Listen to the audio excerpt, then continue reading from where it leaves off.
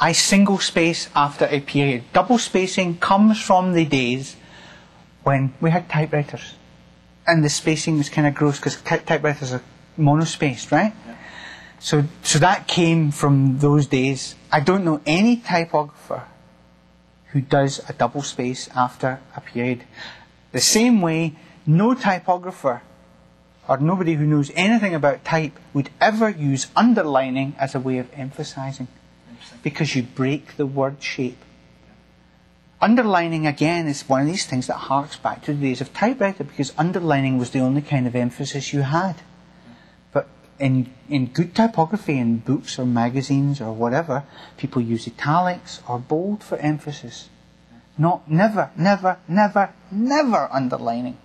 Underlining is something you do with a pen when you're reading something yourself, because it's an emphasis you can do, or something you do with a typewriter because it's the only one you've got, but never in typeset type. It shouldn't be. I used to be an editor and proofreader at a paper in Scotland called The Scotsman.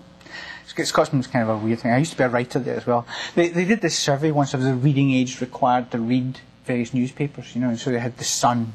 If you had a reading age of 6, I think you could read The Sun.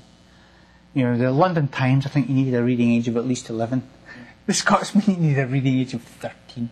It was kind of the most erudite paper in the country, but they were incredibly fussy about the typesetting, the way it was done. So you kind of learned that stuff. And no, the double space is kind of ugly, because a space is not a fixed thing, right? Mm-hmm. Because once the application has done has kind of taken the string of characters and then said, okay, I have to break this string here. I either have to hyphenate this word or wrap this word down to the next line. Okay, now I have to space out, right?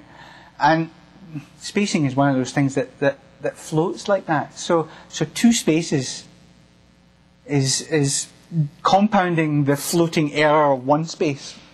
Right? So it's not a good thing to use. That's my story, and I'm sticking to it.